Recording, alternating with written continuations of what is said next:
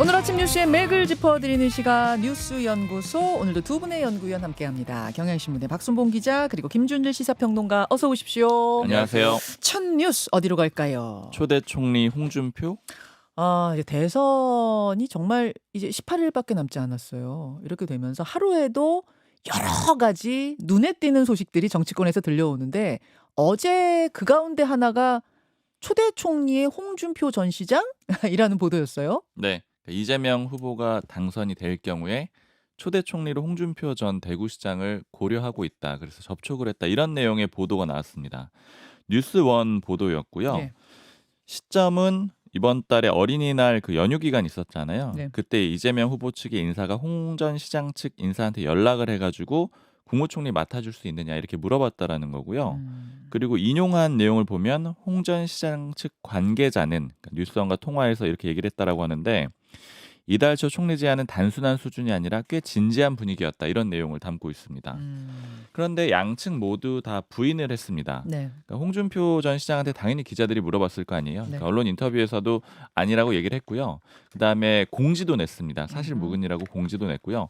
저도 홍 전 시장하고 가까운 인사한테 물어보니까 오보라고 딱 잘라서 말을 하더라고요. 네. 이 관계자가 하는 얘기는 민주당이 그럴 리도 없고, 이제 민주당의 모 의원이 좀 장난을 치는 것 같다. 그러니까 안 그래도 이재명 후보가 대세론인데 그 대세론을 좀 더 강화하려고 이런 이제 보도를 낸 게 아니겠느냐, 이렇게 추정을 하고 있는 상황입니다. 그러니까 그 기자한테 제보를 한 사람이 약간 자신의 의견 넣어가지고 좀 흘린 거 아니냐, 이렇게 보는 거예요? 네, 그렇게 추정하고 있고요. 그리고 민주당에서도 조승래 공보단장이 사실 무근이다, 이렇게 입장을 냈습니다. 예. 근데 지금 보수 쪽 인물들을 부지런히 영입하고 있는 건 사실이잖아요. 이제 그런 흐름 속에서 이 기사가 나왔기 때문에 어제 주목을 받았던 거 아닙니까? 네, 분위기하고 흐름은 충분히 그렇게 보이는 상황들이 있는데, 네. 일단 이재명 후보가 말씀하신 대로 보수 쪽을 굉장히 열심히 영입을 하고 있고, 네. 실제로 저희 연구소 시간에서도 이재명 후보의 페이스북 얘기 지난 12일에 한번 한 적이 있었거든요. 그때 페이스북 올린 글에 보면은 주목되는 내용이, 좌우 통합 정부를 만들어서 위기를 극복하자는 그 말씀에 깊이 공감한다라고 하면서 홍준표 전 시장을 굉장히 띄워주는 그런 표현을 이재명 후보가 씁니다. 그리고 미국 잘 다녀오신 다음에 막걸리 한 잔 나누자, 이런 내용도 담겨 있는데, 네. 그 민주당 인사들도 이 글을 굉장히 무게감 있게 보고 있거든요. 왜냐면 이 대선 끝나고 나서 보자란 얘기인데, 이재명 후보 입장에선 자기가 이제 대통령이 된 다음에 보자란 얘기거든요. 그러다 보니까 아무래도 어떤 구체적인 제안이 있을 수도 있지 않겠느냐, 이런 얘기들이 좀 있는 상황이었고요. 그러네요. 그다음에 홍준표 전 시장이 어제 이제 자신의 소통 플랫폼에 올린 글을 보면은 또 의미심장한 게, 네. 30년 전에 정치 모를 때 노무현 전 대통령 권유 따라서 꼬마 민주당을 갔다면은 이런 가슴앓이는 하지 않았을 거다, 이런 후회를 담은 글을 남겼거든요. 근데 홍 전 시장님은 지금 연일 SNS를 하고 계시는 거죠? 네. 네, 하와이에 있지, 몸은 하와이에 있지만 여전히 한국 정치판에 지금 흐름을 끌고 가는 느낌이에요? 이런 일이 많았었죠. 예전에 그 SNS 안 하겠다고 한 적도 있었거든요. 그 다음에도 이제 금방 뭐 글 쓰는 일이 있었고, 네, 맞습니다. 이제 뭐 계속 정치권은 있는 상황이라고 봐야 될 것 같습니다. 예. 그리고 이재명 후보가 어제 기자들 만나서 한 얘기 보면은, 지금 국민의힘을 비판을 많이 하면서 아예 구구 반동 정치 집단이 됐다라고 하면서 합리적 보수 인사들이 견디기 어려울 거다. 그래서 이런 분들 많이 함께하길 기대한다, 이런 얘기를 또 하거든요. 그리고 특히 또 홍준표 전 지사께서 차라리 민주당으로 갔더라면 하는 그 마음 충분히 이해한다, 또 이런 얘기도 합니다. 그리고 여기에 더해서 김상욱 의원, 지금 국민의힘 탈당한 상태잖아요. 네. 이재명 후보가 수용하는 그런 입장도 냈거든요.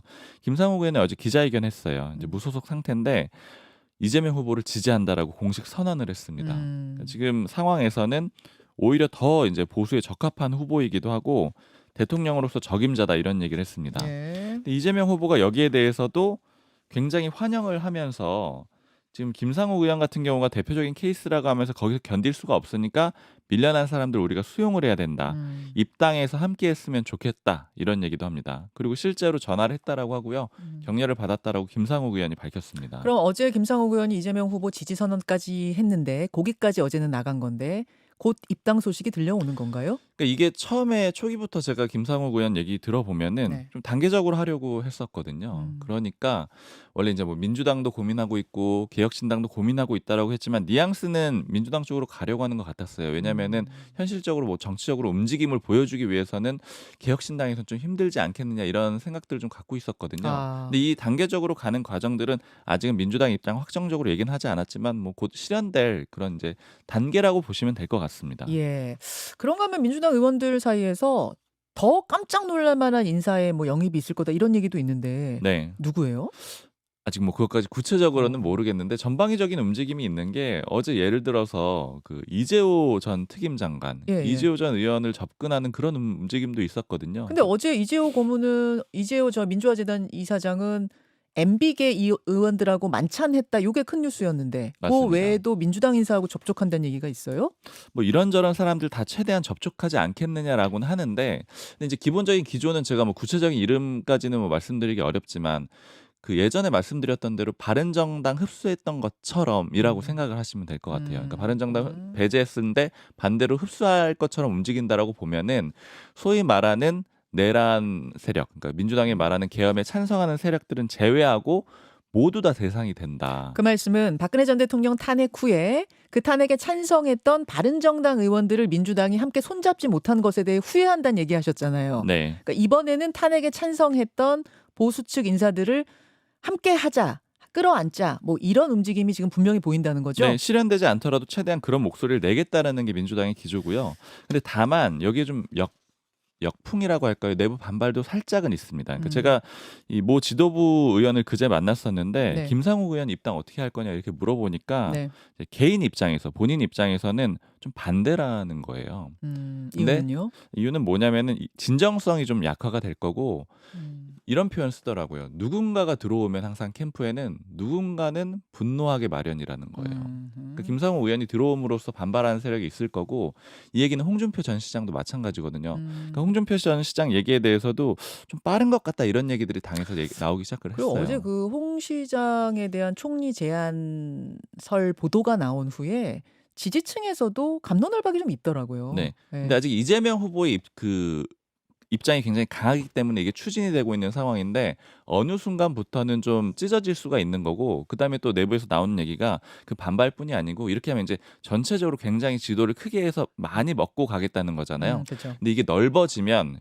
결국엔 또 내부에서 쪼개지는 식으로 분열이 일어날 거라는 예측들도 있습니다. 아주 쉽게 말하면 파이를 쪼개야 되니까. 네. 자, 김준일 평론가, 예. 이 분위기 어떻게 보세요? 민주당의 보수 인사 영입 분위기.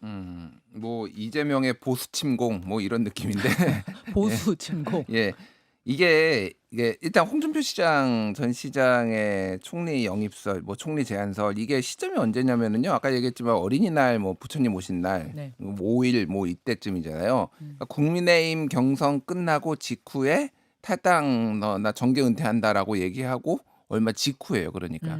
그러면 우리가 이제 이게 언론 보도가 이 정도 나왔으면 이게 아예 없다라고 이게 뭐 창작이다 소설이다 이렇게 생각할 수는 없는 거잖아요. 그렇죠.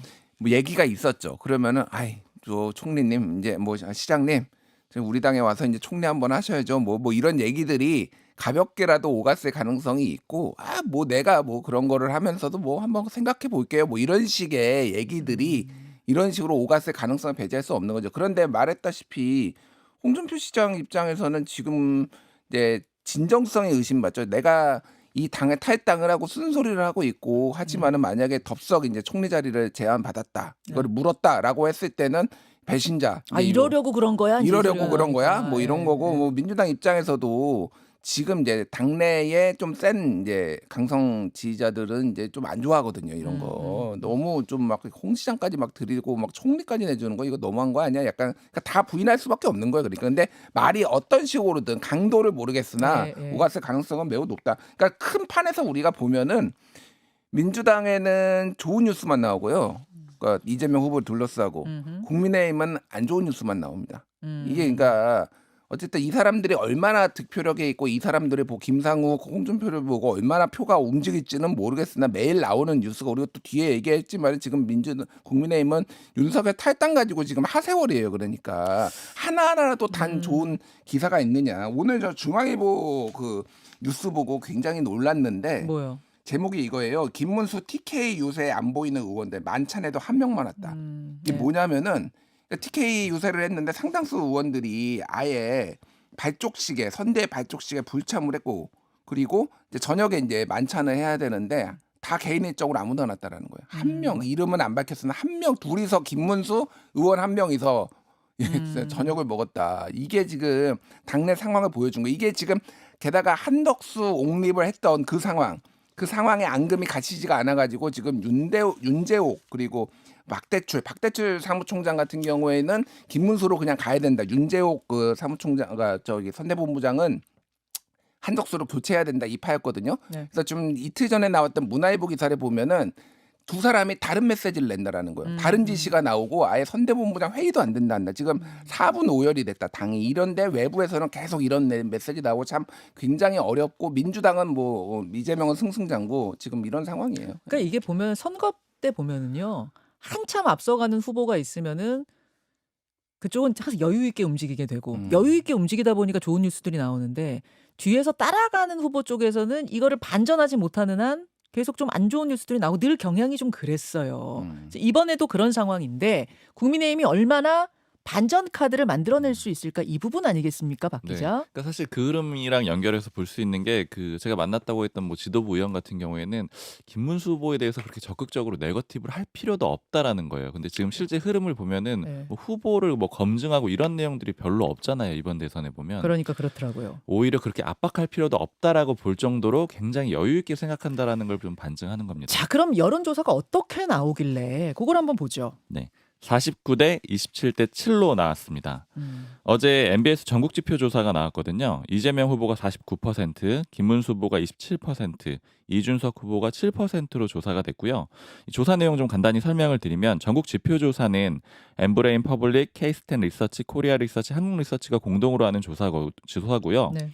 지난 12일, 그러니까 월요일부터 수요일까지 성인 1000명 대상으로 조사했습니다. 100% 휴대전화, 가상전화, 전화 면접으로 조사했고 응답률 27.6%, 표본 오차는 95% 신뢰 수준에서 플러스 마이너스 3.1%포인트고요. 더 자세한 내용은 중앙선거 여론조사위원회 여론조사 심의위원회 홈페이지 참조하시면 됩니다. 이재명 49, 김문수 27, 이준석 7.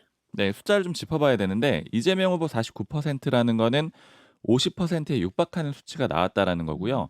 지난 조사보다 6%포인트 상승했습니다. 김문수 후보 27%는 사실 2등 후보로는 좀 낮긴 한데 지난번 조사보다는 15%포인트 상승했거든요. 같은 조사에서 MBS에서. 그러니까 이 얘기는 결국 한덕수 후보가 등록 포기하면서 그게 좀 흡수되면서 상승했다 이렇게 볼 수 있고요. 네. 이준석 후보도 7%는 지난번 조사보다는 2%포인트 오른 수치입니다. 네. 이준석 후보 쪽은 사실 상황을 꽤 좋게 보는데 그에 비해서는 이 조사는 잘 안 나오고 있는 상황인데 캠프 쪽 얘기 들어보면 TV 토론회 시작하면 좀 뒤집을 수 있지 않겠느냐 이렇게 보고 있는 분위기가 있습니다. 그리고 또 하나 주목해 볼 게 태도 유보가 16%예요. 태도 유보 쉬운 말로 하면은 나 아직 마음 못 정했다. 무응답이잖아요. 네, 이런 사람들이 16%나 되는 상황이고요. 네. 정당 지지도도 한번 볼만한데 민주당은 42%, 국민의힘은 28%, 개혁신당은 4%예요. 사실 뭐 오차 범위도 있고 하기 때문에 단순 비교하기는 좀 그렇지만 예를 들어서 이재명 후보는 당보다는 지지율이 더 높고요. 그 이준석 후보도 마찬가지예요. 당 지지율보다 높은데 김문수 후보는 오히려 당 지지율보다 조금 낮은 상황입니다. 아하. 자, 그러면서 이제 국민의힘이 반전 카드로 지금 만지작하고 있는 게 윤 전 대통령과의 결별 선언 아닙니까? 네. 근데 이게 지금 비대위원장 말하고 후보 말하고 엇갈려요. 뭐 완전히 다르다라고 볼 수 있습니다. 지금 어디까지 왔어요, 그 얘기? 일단 김용태 비대위원장이 어제 공식 임명이 됐습니다. 네. 그리고 바로 기자회견을 했거든요. 여기서 윤석열 전 대통령한테 결단을 해달라. 그리고 빠른 시일 내에 찾아뵙고 탈당을 권고드리겠다라고 했습니다. 자진 탈당을 찾아뵙고 권고드리겠다. 자진 탈당 권고까지가 비대위원장 입에서 나왔군요. 네. 그리고 그 전날 저랑 인터뷰할 때는 네. 여러 가지로 고민 중이다까지 나왔거든요. 네, 최종 결론을 낸 거기서는 거죠. 이제 한 발짝 더 나간 거네요. 맞습니다. 물론 친한계에서 요구하는 뭐 제명이나 이런 수준은 아니지만 탈당을 권고하겠다라는 거고요. 예. 그리고 거기에 덧붙여가지고 다른 절차도 고민하겠다라고 했는데 뭐 예를 들어서 법적 처분을 받은 그런 당원은 당적을 제한하는 그런 방안을 고민하고 있다라고 했어요. 그러니까 예를 들어서 지금 헌재에서 이렇게 파면됐잖아요. 예. 이런 경우에 당적 제한하는 그런 방안을 고민하고 있다라고 하는 건데 다만 이거는 뭐 소급 적용할 수 있을지 실제 추진될지는 좀 더 봐야 될 것 같습니다. 근데 문제는 내부에서 핑퐁 게임 같이 일어나고 있다라는 건데 김문수 후보가 어제 한 얘기 두 가지가 핵심인데 첫 번째는 네. 윤석열 전 대통령 파면을 8대 0으로 헌재가 했잖아요. 네. 이런 결정은 좀 문제 있다라고 했습니다. 공산국가에서 그런 일이 많다라고 하면서 비판을 했고요. 거기에 대해서 탈당 문제는 여전한 입장을 고수를 했는데 제가 탈당하십시오, 탈당하지 마십시오 이렇게 하는 건 적절하지 않다. 윤 전 대통령이 판단할 문제다 이렇게 넘겼습니다. 네. 그리고 흐름이 내부에서 이 김용태 비대위원장은 이렇게 조금은 혁신적인 목소리를 내려고 하는데 다른 움직임들이 나타나고 있어요. 뭐 예를 들어서 장해찬 전 최고위원이 어제 복당을 했고요. 네. 또 앞서서 석동현 변호사가 캠프에 합류를 했습니다. 그러니까 이런 인물들은 뭐 대표적인 친윤 인사라고 할 수 있잖아요. 자, 흐름 정리해 주셨어요. 김준일 평론가. 예. 그 보통 신문의 일면 제목은 각 언론사의 편집 기자들이 그중에서도 리더들이 굉장히 숙고해가지고 제목을 달거든요. 그렇죠. 그래서 제목들이 좀씩 다 달라요. 근데 오늘 굉장히 흥미로웠던 게 중앙일보의 일면 제목하고 한국일보의 일면 제목이 똑같았어요. 뭐였냐면 윤 못 끊는 국민의힘. 윤을 못 끊고 있다. 지금 이렇게 강을 건너기가 탄핵의 강 계엄의 바다 건너기가 힘든 건가요? 뭐 김용태 위원장이 이제 어제 취임을 했고 윤석열 대통령한테 정중히 이제 탈당 권고한다. 뭐 위원 당원은 당적 3년 제한한다라는 건데 이제 이게 의미가 별로 없어 보여요. 그러니까 지금 윤석열 어제 이제 MBN이 보도를 한 건데 선거에 도움이 되면은 나는 윤석열 대통령 전 대통령 기꺼이 탈당하겠다. 하지만 탈당하면 지지자가 빠져나갈 것이다. 그러니까 탈당 효과에 대한 객관적인 데이터 분석이 선행돼야 된다. 윤석열 전 대통령 측근발 보도죠. 예. 이렇게 얘기를 했다라고 예. 이제 전원으로 이제 이렇게 윤석열 대통령이 했다라는 건데. 이거 YTN 이거 MBN 보도고요. MBN 보도요. 예. 그러니까 뭐 전체적인 기류는 그럴 거니까 나를 쫓아내면 어쩔 수 없지만은 내 발로 안 나가겠다라는 거예요. 그럼 이제 결단은 해야죠. 이거 언제까지 이거를 당해서 이렇게 할 건가요? 지금 당장 이번 주 일요일에 지금 TV 토론이고 뭐 TV 토론에서 뒤집겠다고 하는데 지금 왜 윤석열 아직도 당적 어떻게 할 거냐 이거 가지고 지금 다 공격을 받을 텐데. 그러니까 이 지금 우유부단함. 사실은 이거는 근데 권영세, 권성동 두 사람이 정리를 사전에 했었어야 돼요. 근데 한덕수, 옹립한다라고 하면서 시간 다 보내고 당 4분 후회되고 지금 이게 당이 엉망진창이고 MBS 여론조사 짧게 말씀드리면은 이게 정말 저는 이 여론조사를 높게 보는 이유가 뭐냐면은 응답률이 27.6% 나왔거든요. 매우 높아요. 그러니까 응답률이 모든 여론조사 중에서 제일 높습니다. 이게. 그러면은 이거에서 가장 우리가 눈여겨봐야 되는 거는 정권 교체냐, 정권 유지냐 이거거든요. 정권 교체가 57% 나왔고요. 정권 재창출이 32% 나왔어요. 이게 그리고 올해 들어서 가장 높습니다. 이 격차가 가장 커요. 그러니까 점점 벌어지고 있다 이게. 그리고 지금 22%포인트 1, 2위 차이거든요. 이게 2007년에 1, 2위 격차가 났을 때 이명박 정동영이 22%포인트 났거든요. 2007년 지금 분위기가 나고 있다. 전문가들은 대선 끝났다라고 사실 얘기한 분들 상당히 많아요. 자, 국민의힘이 이 윤석열 전 대통령과의 관계를 어떻게 정리하느냐, 특히 이번 주 일요일에 있을 TV 토론 전에 어떻게 정리하느냐가 중요한 문제가 된 것 같습니다. 잠시 후에 국민의힘의 최다선 의원이죠. 조경태 의원과 인터뷰 준비되어 있거든요. 최다선 의원의 생각 함께 들어보죠. 두 분 고맙습니다. 감사합니다. 김현정의 뉴스쇼는 시청자 여러분의 참여를 기다립니다. 구독과 좋아요, 댓글 잊지 않으셨죠? 알림 설정을 해두시면 평일 아침 7시 10분 실시간 라이브도 참여하실 수 있습니다.